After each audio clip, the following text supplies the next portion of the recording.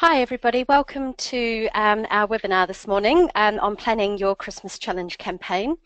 My name's Janine, not as it's shown on the Big Give. I think it says it's Rachel talking at the moment.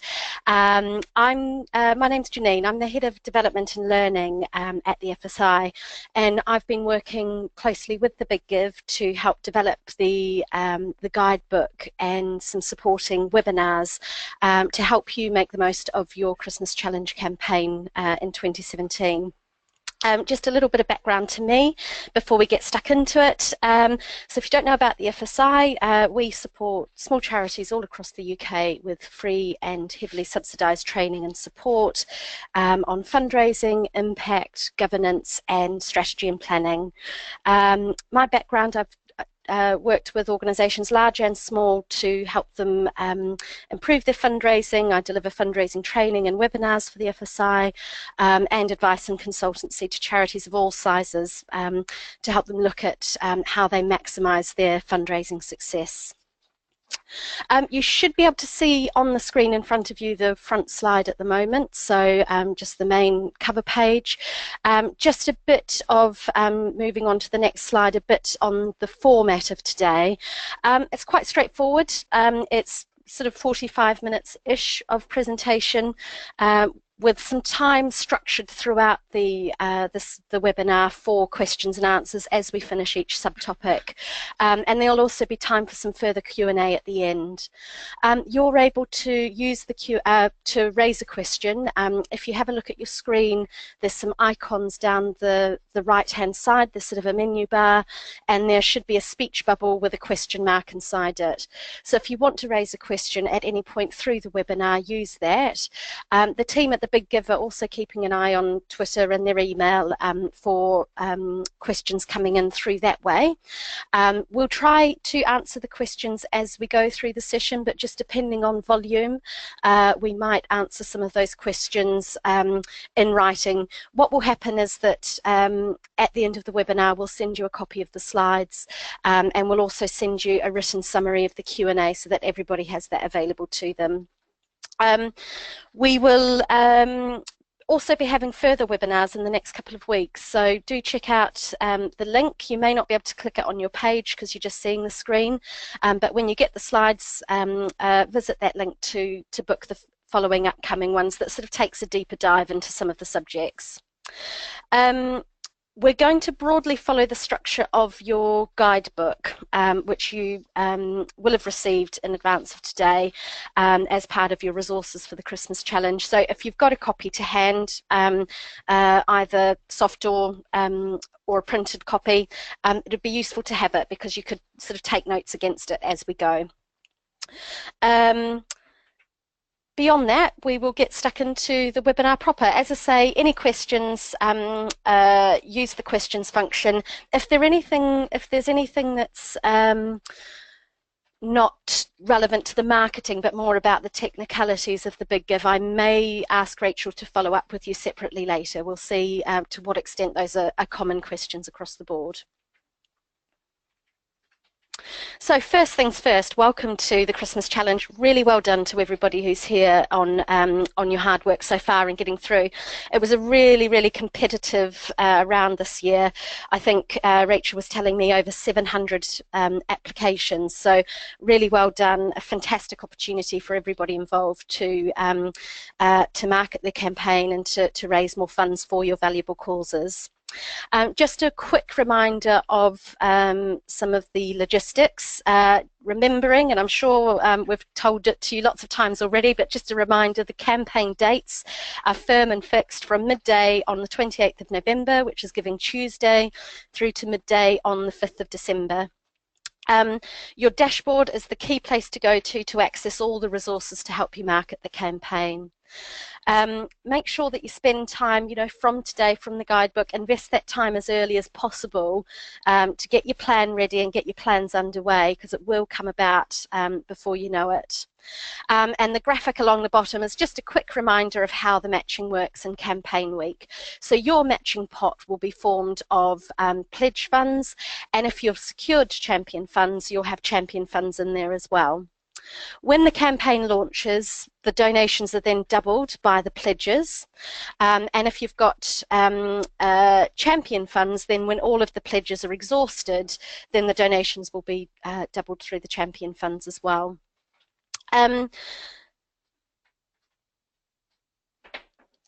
If there are any questions on the specific processes, as I say, you can raise them now, but we may bring those, follow those up later on. So today's webinar is really all about planning your campaign and giving a broad overview of some of the key areas. It really follows the part 1 of your guidebook, which is from page 4 through to page 15. And today's webinar is going to cover the 5 areas you can see on your screen, and really those are the key 5 steps that we're going to look at and that you need to go through when planning your campaign. So first of all, your objectives. It's really important that you set some clear objectives for your Christmas Challenge campaign. Without those, it's really difficult to plan in the detail, but also to assess how successful you've been, or to learn from what worked and perhaps what didn't work so well to improve future campaigns.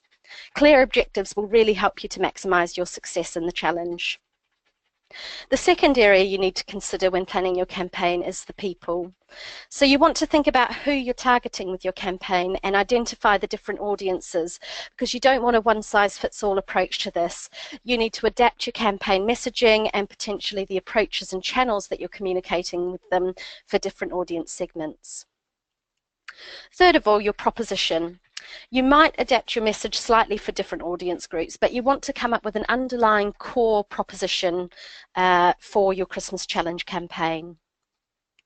Your promotional challenges are really important. There's a lot of different ways to get your message out there, but you want to be structured and strategic so that you can communicate across different channels, but make sure that you're using your time and resource to best effect to reach your target audience. And then, of course, the planning itself. This is all about the detail, the scheduling, the tasks, the deadlines, in essence, ensuring you and the rest of your team know what needs to be done, by when and by whom in the lead up to the challenge, throughout it and afterwards.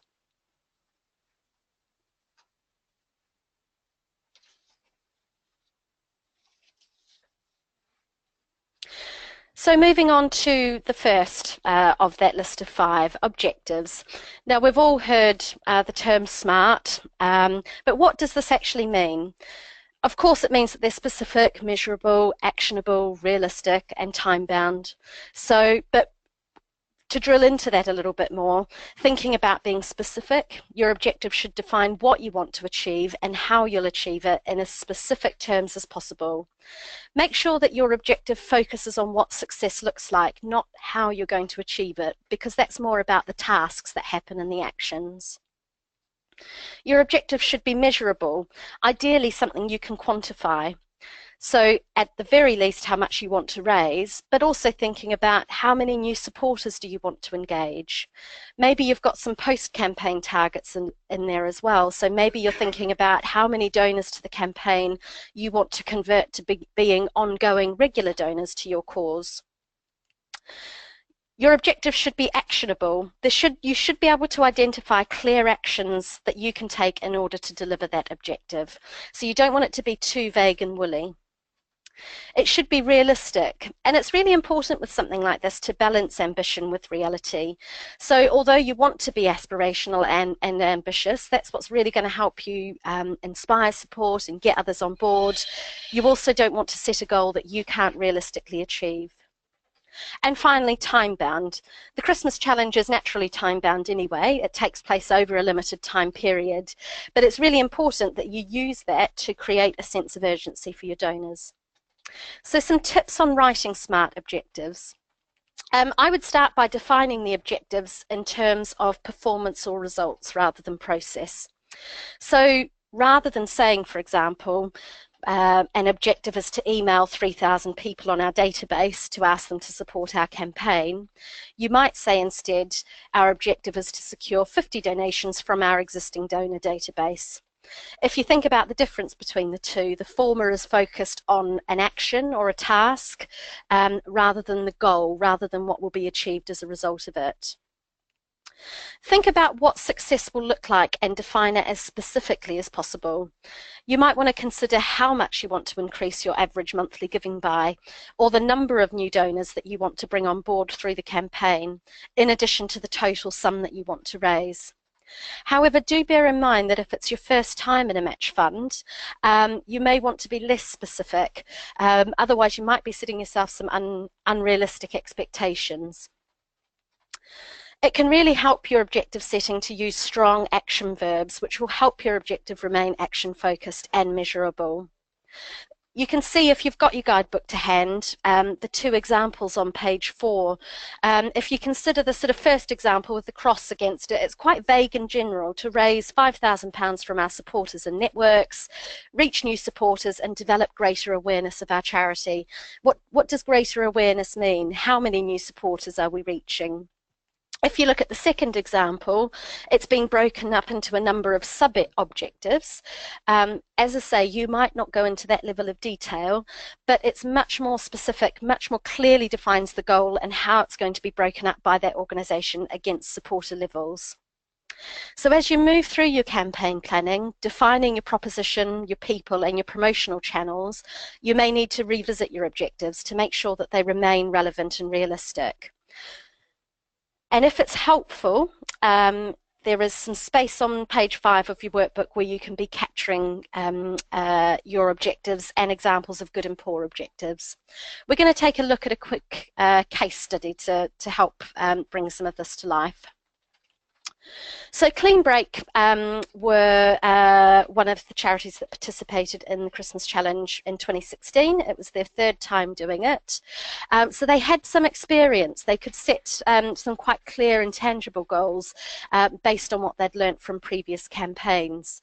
I've clearly paraphrased their objectives here, so they probably wouldn't meet the SMART checklist, but just to give you an idea of what their focus was on, it was about engaging new supporters, achieving the match fund, the £15,000 target, and increasing the total donations from their previous year of participation.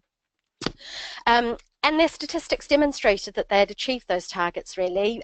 They had 61% of the donors to their campaign were new to Clean Break, so they'd successfully reached new audiences.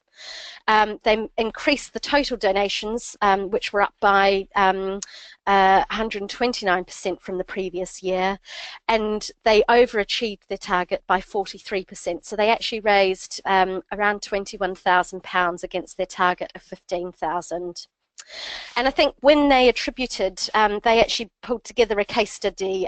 They were one of the prize winners for the 2016 awards demonstrating best practice, and they really attributed that to careful and structured planning, being really clear on their objectives, and then making sure that they had a plan and a way of measuring how those objectives would be achieved. You can read more about their experience on the link. It's on the Big Give website, and as I say, when you get this presentation sent to you, you'll be able to access the link then. So as I said earlier, there is some space on page 5 of your workbook to capture your SMART objectives if you want to take notes as we're going. I'm going to give a couple of minutes for people to raise questions using the question function on anything to do with SMART objectives and objective setting for your Christmas Challenge campaign.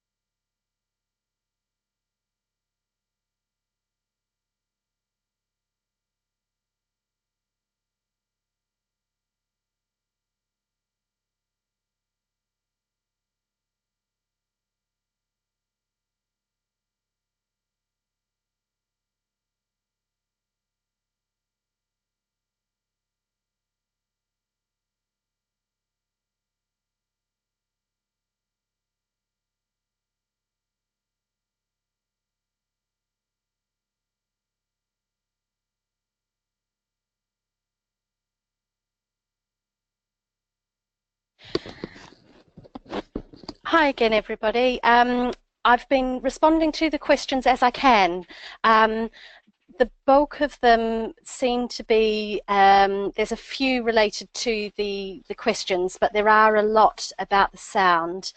Um, can we just keep monitoring it? We are using voice over internet, but what I can do is dial in if I need to. So if it continues to be an issue, um, uh, please let me know. I was just on mute for a while I responded to the questions. Just to summarise some of the key themes that came through with the questions, your marketing handbook can be found in your dashboard, so you can access one from there. I had a couple of questions about what happens when the pledge funds run out. People can still donate to your campaign, but they won't be match funded once the pledge funds have been used. However, you will be eligible for a Christmas Challenge award. So it's really worthwhile in your objective setting to set something aspirational about exceeding your target. I'm just going to do a quick scroll through to see if there's any other questions, other than the technical one to do with sound.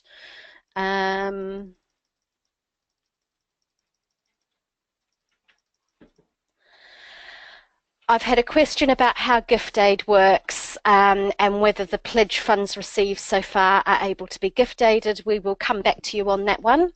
I'll check in with the Big Gift team, and related to that, is gift aid income counted towards your target, and therefore can it be matched, and is it restricted income?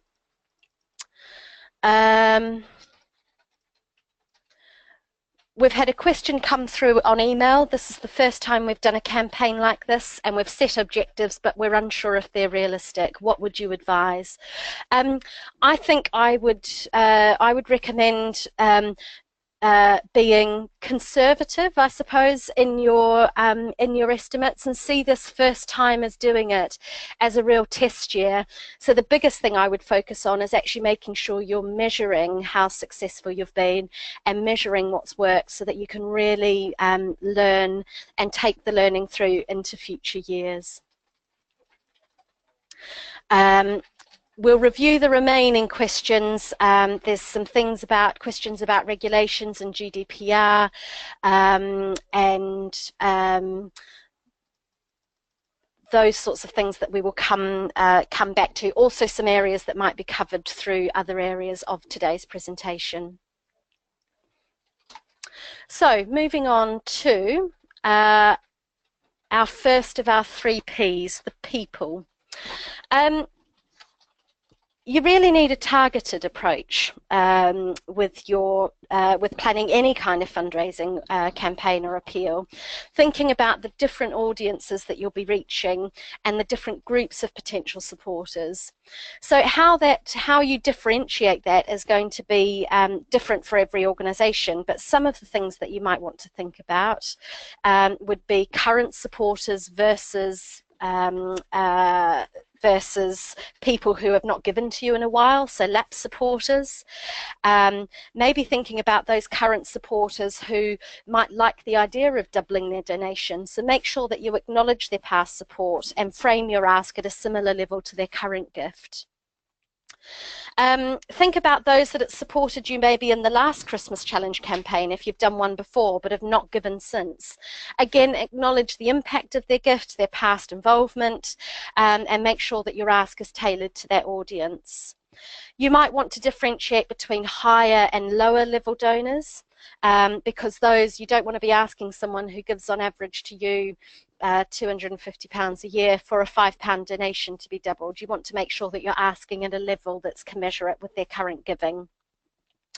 Think about those that have not necessarily given to you before, but maybe are engaging with you through different means. They might be signed up to your newsletter, they might follow you on Facebook, they might volunteer for you, maybe they've attended an event in the past. And it doesn't only have to be individuals. If you've got corporate supporters, you could encourage them to do something to raise funds, like a dress down day or a challenge or a bake sale, and have those proceeds doubled when they donate via the Big Give platform. Whatever categories you use, a real tip would be to make sure that individuals or contacts only appear in one of your segments. Because, for example, a volunteer might have donated to you last time, and if you've got different messages and potentially different emails going out to those groups, you don't want them getting something twice, because frankly that's just annoying if you're the recipient of it. But it also means that you're sending multiple messages and potentially confusing your messages. And just a reminder that your pledges can't donate to you during the campaign as well.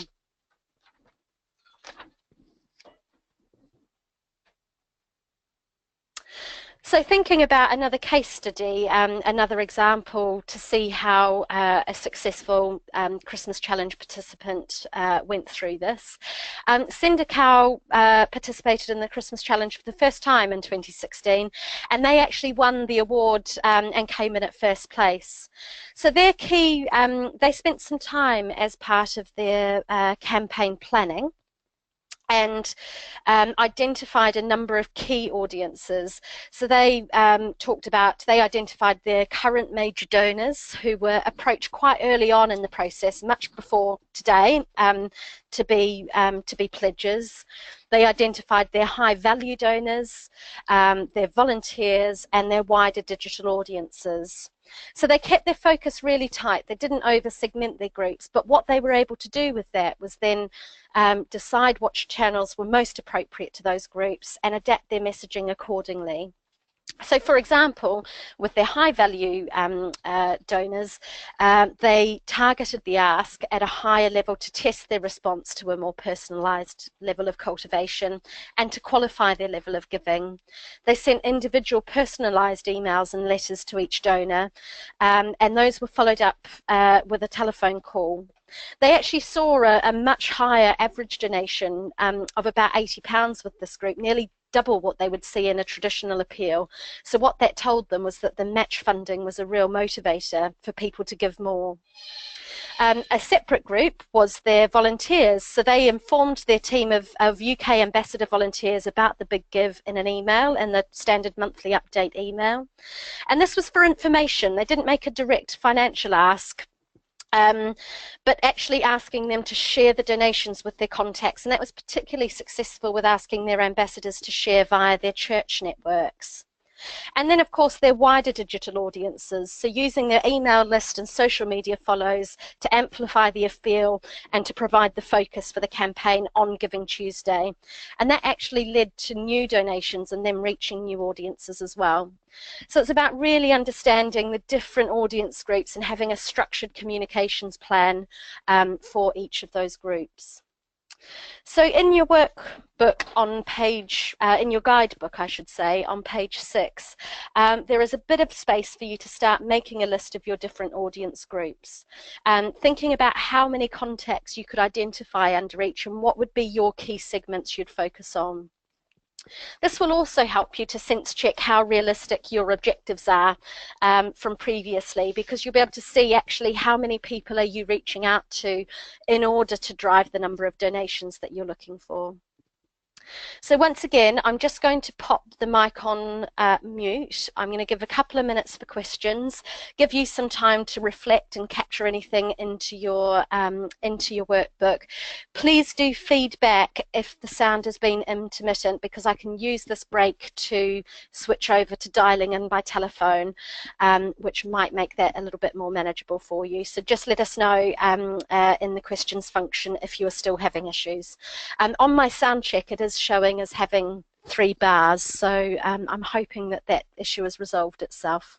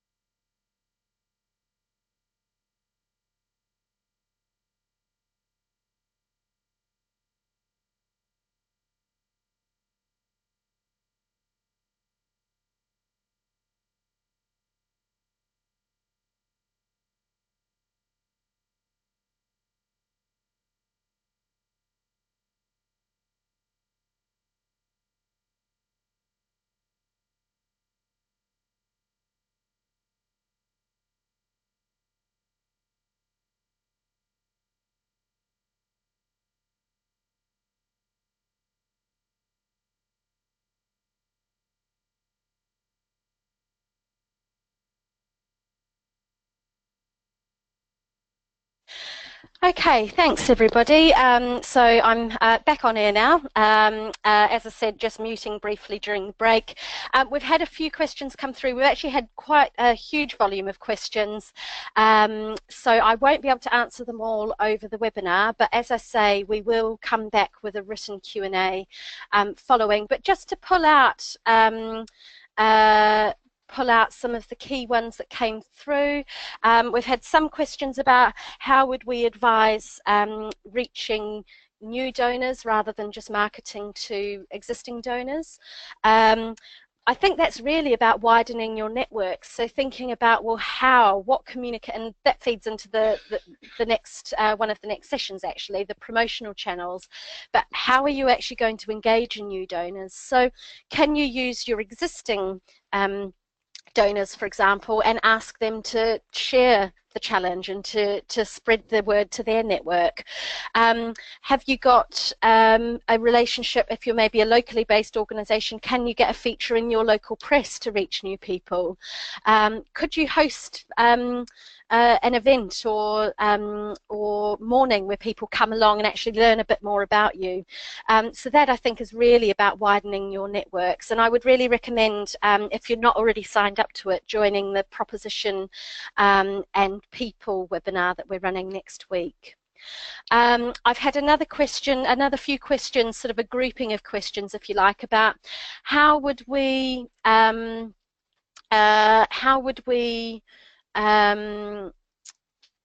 convert people having donated to the campaign to being ongoing supporters. I think that's just like any other type of fundraising from individuals. It's about your communications and follow-up afterwards, and really making them feel the impact of their gift. So making sure that you've got, for your different audiences, you're not just focusing on the asking, but you're thinking about within your campaign planning the follow-up that will happen with those audiences too, and how you're going to make them feel the connection and the impact on your beneficiary or the people or communities that you work with. I'm just going to have a quick scroll through. There are also some organisations who have never done any individual fundraising before, and this is their first time.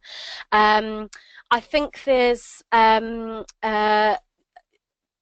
a few things that can be helpful there. I think using your social media networks and your email newsletter subscribers, keeping the ask, particularly if it's a group that haven't donated to you before, keeping it at a level that's quite easy for them to give, so quite an accessible, you know, rather than asking for £25, you might be asking for a £5 donation that can be doubled.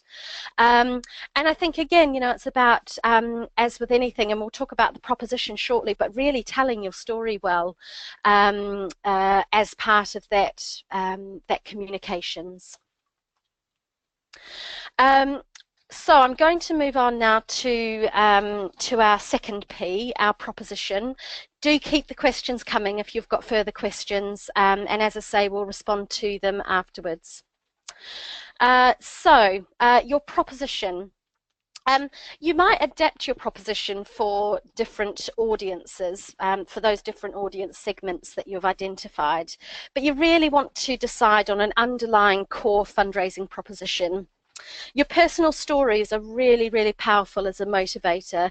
Research has shown time and time again that it's those personal stories about the impact that your work has made on someone's life that is going to inspire them to give. It's also useful to remind your audiences that their donations can be doubled throughout the Christmas challenge.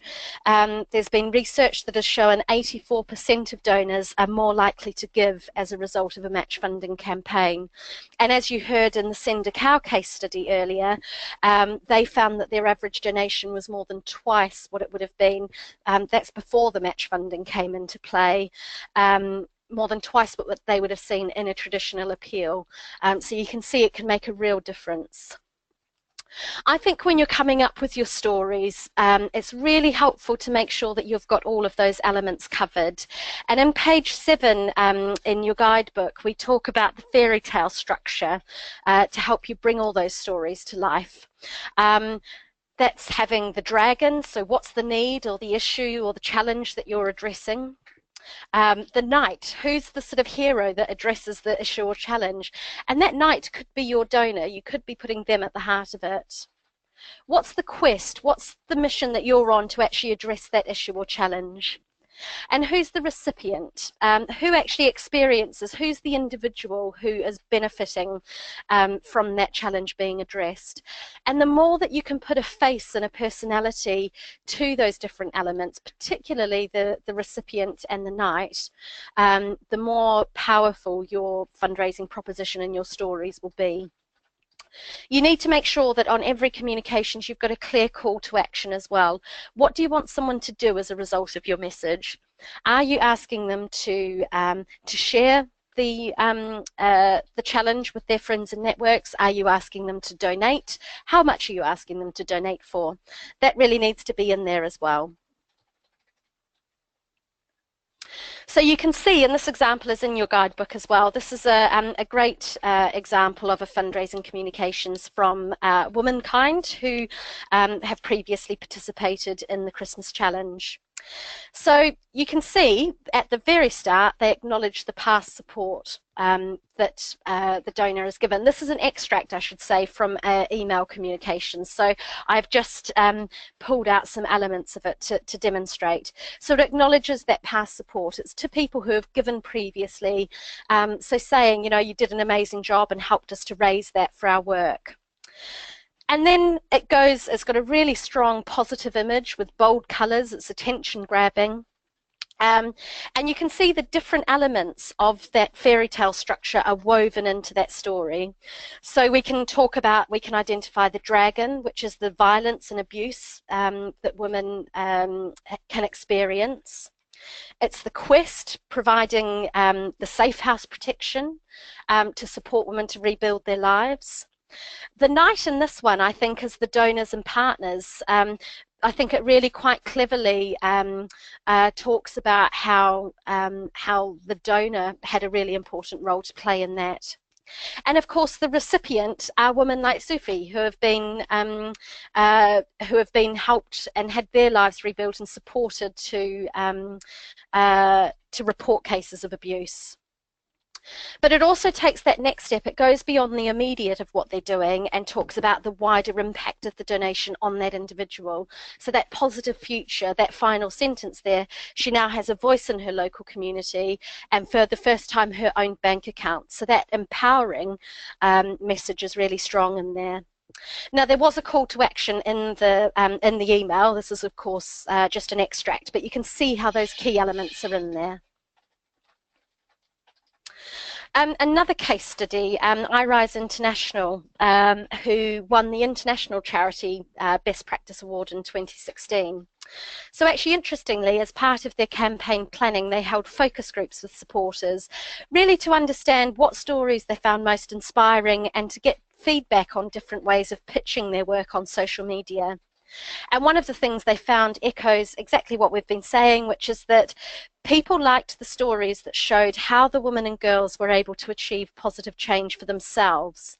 So that really empowering message, enabling people to achieve change for themselves.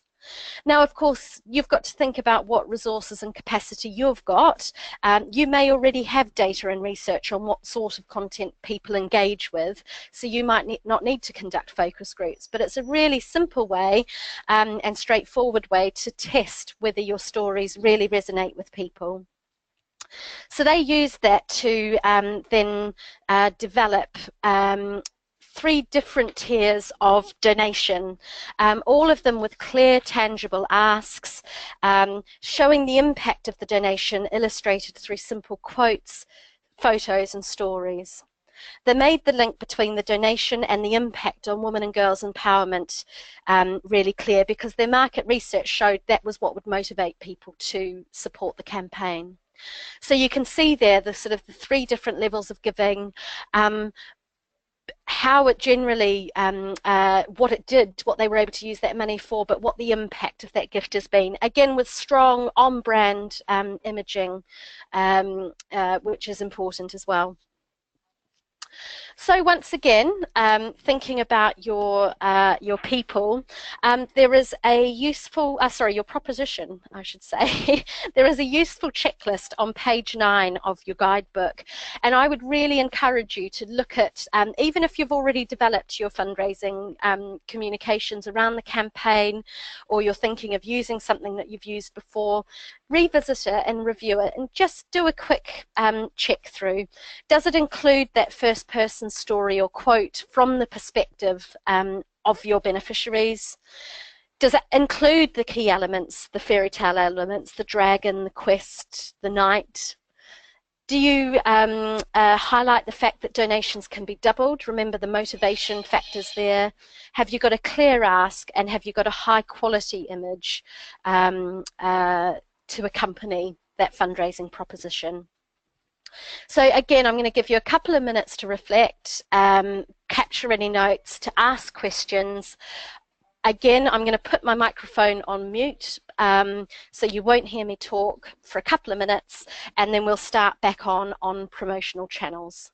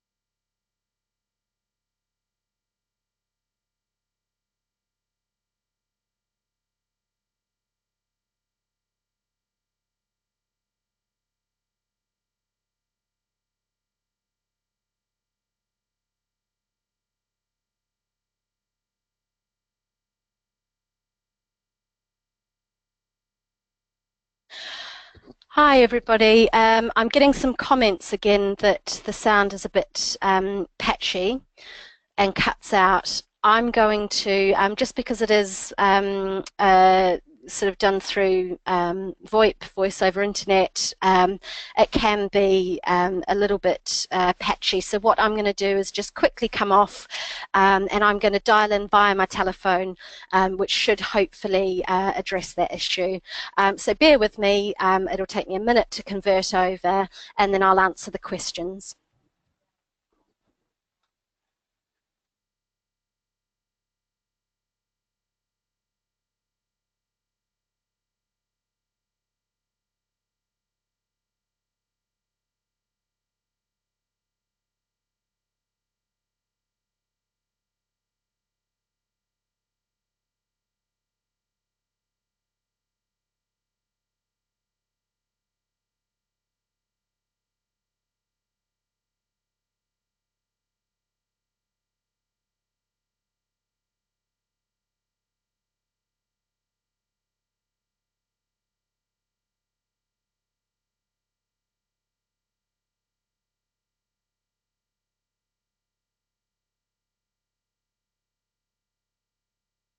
Right, hello again everybody.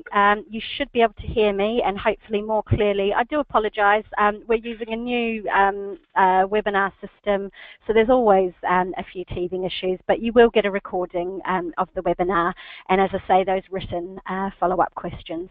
So hopefully my voice is a bit clearer for those that were struggling, and it might depend a little bit on the bandwidth that you've got as well. Few questions coming through about people. Did Big Give capture emails, etc.? Yes, if they've not opted to give anonymously, so you'll be able to access those. we've got, would you use email marketing tools, e.g. MailChimp, for emailing existing supporters? If you've set up with something like that, that's a great idea, because then you can track and you've got all of the analytics that go alongside your marketing tools as well. We will talk about promotional channels in just a moment. We've had a question on case studies or examples are more problematic because of smaller organisations, because of anonymising. Perhaps thinking about composite case studies, so something that combines elements from 3 or 4 different individuals so that they can't be identified. Perhaps changing some of the details that are not central to the story, if that makes sense. And recommendations on how to communicate our project page link in hard copy. You do have to donate them to your Big Give page, so you might want to think about a very easily using one of the URL shorteners to personalize a link and make it easy to get to, particularly if you're doing direct mail. And we will talk about that in a little bit more depth shortly. We've had another question. We're a bit nervous about approaching donors who give relatively small but valued regular gifts by standing order. It's really important to us and we don't want to mess with it by them switching to a one-off gift. I think it's really important in your communications with people who donate to you already and donate through different means like standing order or direct debit to acknowledge this and to say that it is another way to give and support you and have their donation doubled. So I think it's really important to acknowledge this existing support that they give you while offering this as another opportunity and a one-off around Christmas time to have their donation doubled. Had another question relating to asking corporates or groups to fundraise and whether they would need to make the donation through the website. They would need to make that through the website. So you might want to think about, you know, have you got a champion within that corporate who might collect the donations on your behalf and make that online donation through the platform. I'm going to leave the questions from there and come back through. Again, if you've asked for one and I haven't answered it yet, we'll come back to you with the Q&A. I hadn't quite anticipated the volume, so we just need to make sure that we do finish your webinar on time as well. So moving on now to promotional channels. Think about how you're already communicating with supporters. So don't reinvent the wheel. Think about what you're already using and what's working well for you. But remember, as we've highlighted, you're driving people to your Christmas Challenge page. So particularly for your offline communications, as I suggested in response to that question, you want to make sure that you've got an easily accessible and typable and probably quite bold and prominent URL to follow. Remember, you want to keep the clicks to a minimum, so I would avoid sending people to your website and then from the website to your Christmas Challenge page. Send them directly to the challenge page where they can donate. Keep those number of clicks to a minimum. So your website should really be the starting point of your promotional activity. Make sure you've got prominent info about the challenge on your home page in your Support Us section and keep it updated and keep the content dynamic. The Big Give team shared with me a good example from last year where a charity created the page on the website about it, and during the campaign it actually auto redirected people to their project page. Your emails are also a really important part of your campaign. It was rated as one of the most successful channels from previous challenge participants. So make sure that you plan several targeted emails to your different segments. This might include a save the date, an email on launch day, a progress update midway through to kind of reinvigorate and hopefully get those that haven't donated yet to donate, and a final update and thank you at the end of it to share the achievements. Direct mail might be something you're considering, particularly if you have an audience segment that tends to engage more by mail. As I said, make that link easy to follow and access. if you do have a lot of audiences that or people in your networks that don't tend to be online, maybe think about hosting an event. One of the ideas we had through and a few organisations used to good effect last year was hosting a coffee morning with donation stations set up on tablets and emails so that actually people could donate then and there.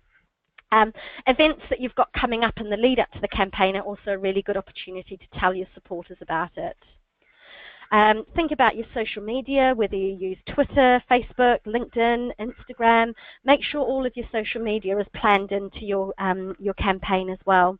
And think about who engages with you on those different platforms and what information is most relevant to them.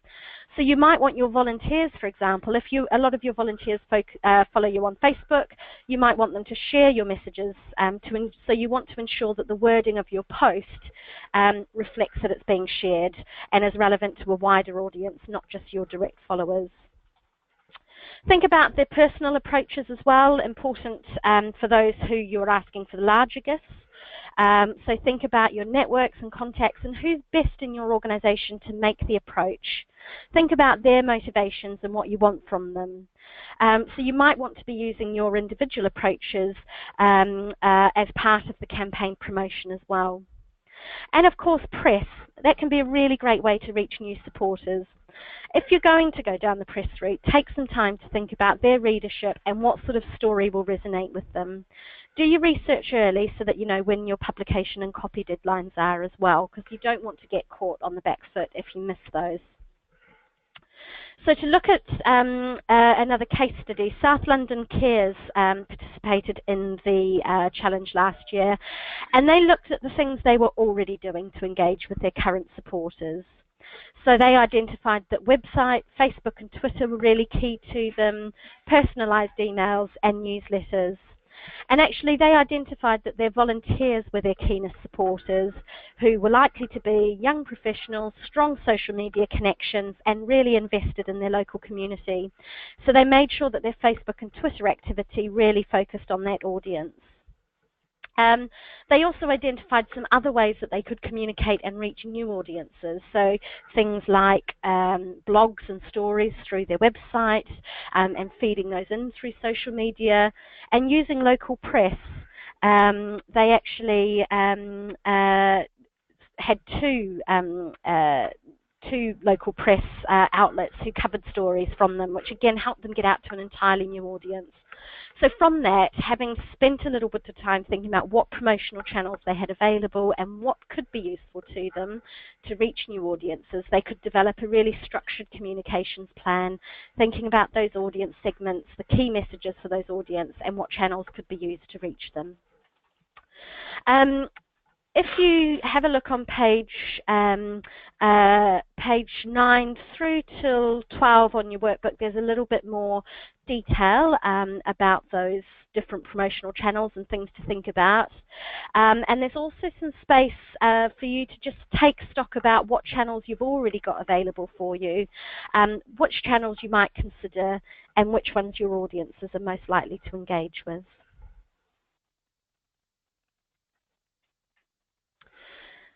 So, finally, the planning. Are you ready? The big question for everybody.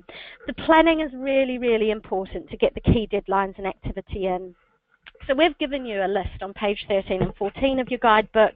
I should say this is non-exhaustive, but some of the things you should be thinking about at each of the key stages. So whether it's pre-launch, you know, getting your save the dates out, coming up with your messaging and stories and content development, target audiences and database segmentation, do all that stuff as far in advance as possible to make sure that during the campaign itself you can focus on being responsive and keep that momentum going.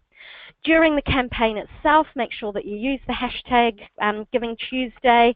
Think about all of those different promotional opportunities, and make sure that your messaging changes throughout to convey that urgency and excitement as the campaign progresses. So think about planning in for your updates throughout as well.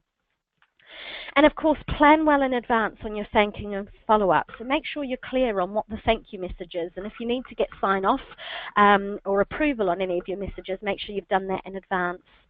Make sure you agree how your different segments will be thanked and recognised, and both privately, but if appropriately, perhaps for your pledges, you might be thinking about doing that in a more public forum. So make sure that that's included within there as well, the thanking you. I think that's probably one of the biggest things, is that thanking and follow-up and really connecting people to the difference that their donation has made. And of course, you need to plan for your monitoring and evaluation, so how you're actually going to measure the difference that you made and the results that you were able to achieve through your campaign. So how will you know whether you've engaged new supporters, for example? That might be about running a simple lookup between your existing donor base and your Christmas Challenge donor base analytics, but it's worthwhile thinking about those things in advance. Remember that you can view your campaign progress in the Christmas Challenge dashboard, and there's a host of other analytics available from this which can be downloaded after 3 p.m. each day. And I know it sounds really obvious, but make sure you've got the right people on hand throughout the campaign as well. Now's really not the time for the main planner or organizer to go on 3 weeks holiday. Do as much as you can in advance. Don't leave it till the last minute. Experience tells me that these things take longer than we anticipate, so the more you can do in advance, the more you can actually relax and enjoy the challenge when it starts. So before we break to Q&A, I'm just mindful of time because some people may have to leave us right on 12 o'clock. Just to finish on some top tips, final tips. As I said, invest that time in planning to give yourself the best chance of success. The 3 Ps, the people, proposition and promotion, are really helpful to help you develop your plans, and there are further webinars coming up that will go into those into more depth over the coming weeks. Make sure you've got a clear call to action in your communications. We did have a question earlier about, when you're going to potentially wider digital networks, should you have a specific ask? You might want to include a range of asks. So if you think about their iRise example, they had levels of giving at £5, at £25 and £100. So think about what different levels of donation you might be asking for. It can be more than one, but where you can, be specific. And that's the fourth point really, about those different levels of donations, but link them back to a tangible impact on your beneficiary group. Make sure your thank yous are prompt and planned in advance.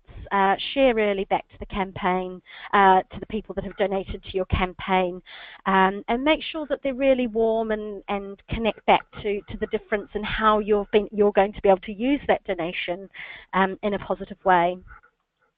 And think about in advance how you're actually going to measure the success of your campaign. So think about what you'll need to capture, whether there's anything additional to what you've got in your dashboard to know that your objectives have been met.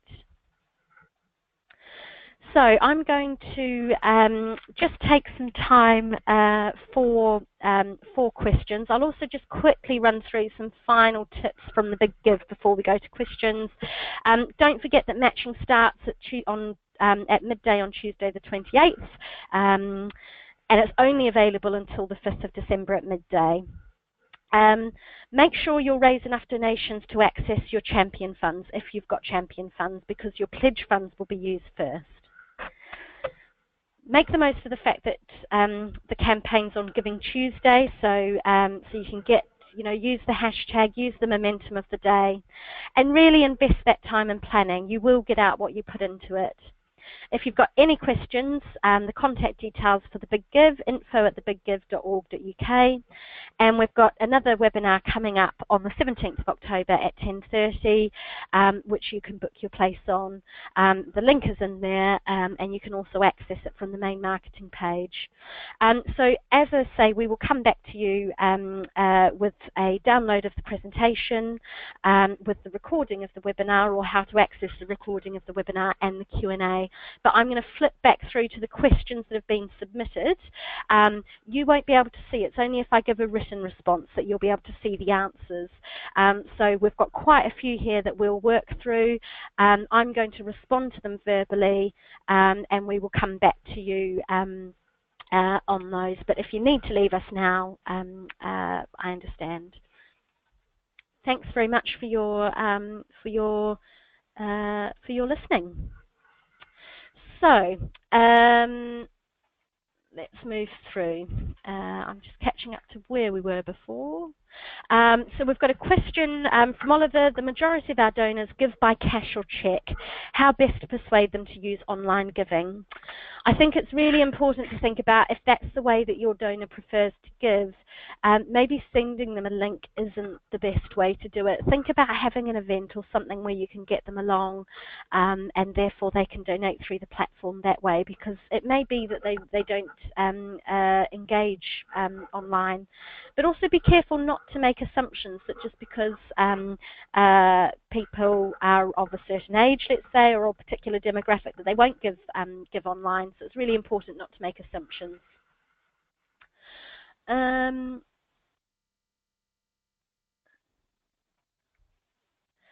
We've had a question saying, asking, do you think just telling people about involvement works? So, for example, on social media campaigns, or do you think a direct ask is required even on social media? Yeah, if your purpose for communicating via social media is to get people to donate, then a direct ask is needed as well. So think about how you can use images, how you can shorten the ask, and how you might make that more accessible. If you are using your social media predominantly to ask others to share content on your behalf and encourage others to ask, that might be slightly different. But I would try and keep your call to action simple.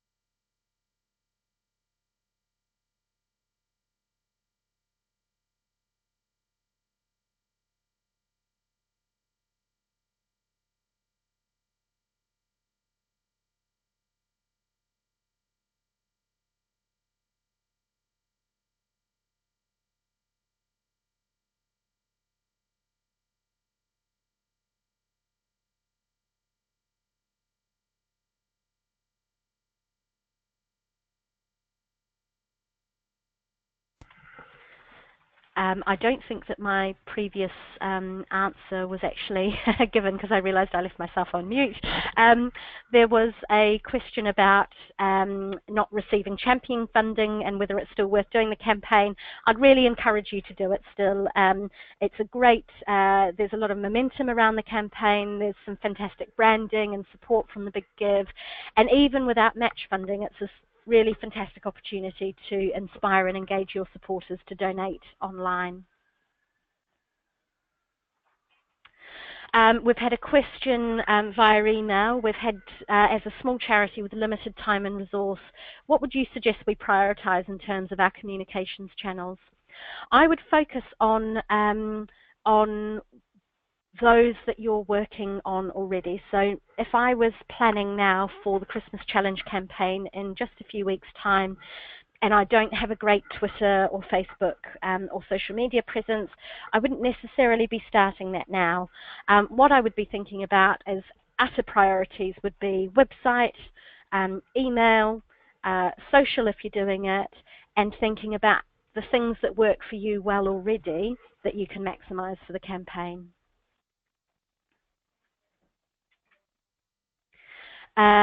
We've had a question about, do you always have to mention a suggested amount to give? So for our newsletter readers, we have such a wide variety of people. I think that's where some suggested donation levels would be useful. So think about different levels, maybe something more accessible like £5, but also some higher levels, maybe £15, £25, and even potentially 50 or 100. If people donate to you at that level, if that's sort of what you're hoping to achieve.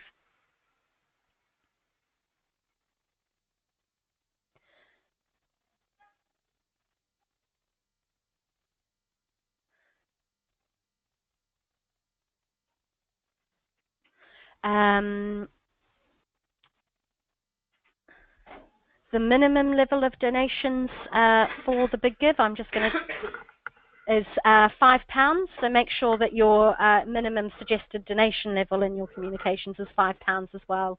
I've had a question about US dollars, but you'd need to do the conversions on that to make sure that it achieved £5. Are there any recommendations on how to communicate our project page link in hard copy? As I mentioned earlier, I would just shorten the link, use one of those links to create a sort of user-friendly URL that they can type in. We've had a question, can we create short videos to encourage donors? Yes, videos are a fantastic tool. And they've been shown to actually really increase the engagement. If you think about sort of just text being the lowest level of engagement, and then images having further engagement, video just ramps it up. And again, it's a chance to hear directly from your volunteers or the people that you work with. If it's not appropriate for your volunteers to be videoed, think about, for your beneficiaries to be videoed, think about one of your project staff or one of your existing donors, for example, someone else who can be an ambassador for your organization.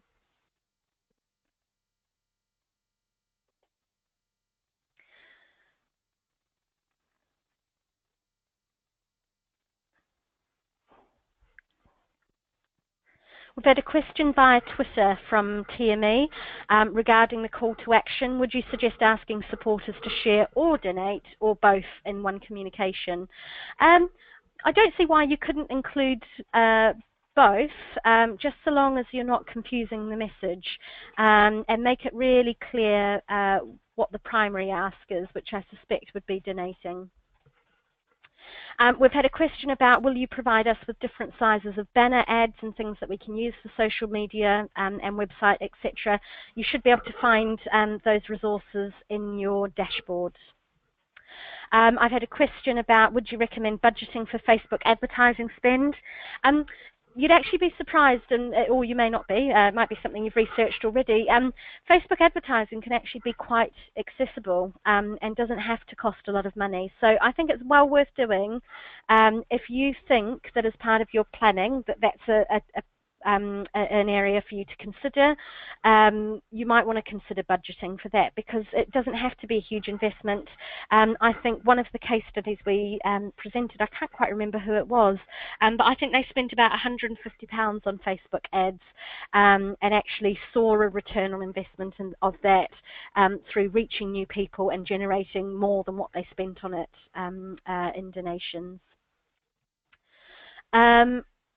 We've had a question about, is it possible to paste a Big Give donation link into a YouTube film? I'll have to come back to you on that. I'm not 100% sure.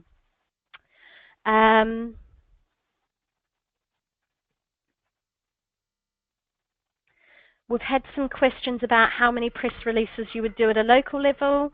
Would it be one publication? At what point would you do this? Well, if you've got more than one publication in your local area, there's no reason to not send it to more than one. I think about who you've got a relationship with already, if you've got one. You need to do your planning, and so you probably want your press release to come out during as near to the beginning of the week as possible that the campaign's running for. You because when you think about it, the readers are going to read the story and going to want to go on and take action. So you don't want it to have been covered by the paper when the campaign's ended, or too far in advance that actually the doubling donations hasn't kicked in yet.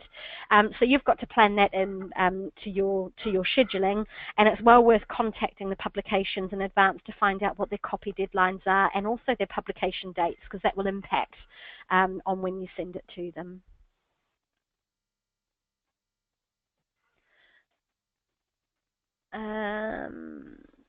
We've had some more questions about donating on people's behalf, about what to do with events. Just to reiterate, all of the donations must be made through the Big Give by credit or debit card for the campaign.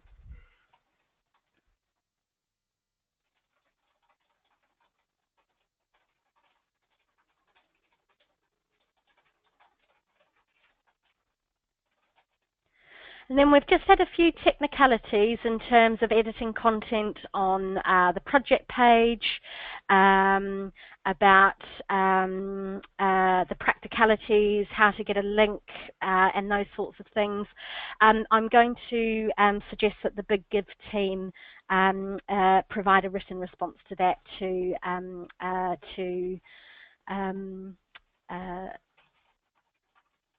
come back to you on. We've also just had a few questions about examples of other charities' Facebook and Twitter contents. Actually, if you tune into the next webinar on Tuesday, so that's a bit of a teaser for that, we'll be looking at some more examples and case studies of specific promotion that other charities have done.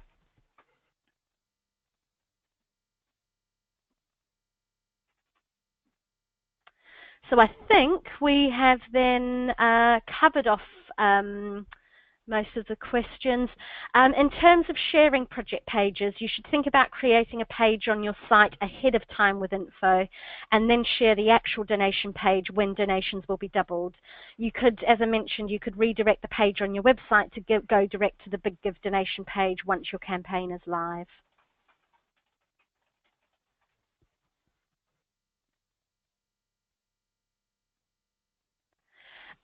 Just to say as well, just to reiterate, in relation to the questions I've had about making donations on behalf of people, charities must not make donations on behalf of anyone, so it must be the person that's giving the donation.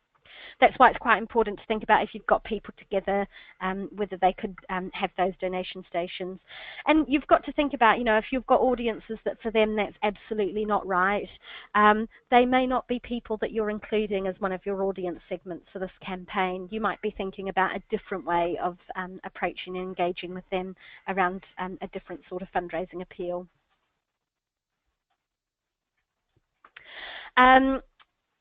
So I think that brings us to the end of all of the questions.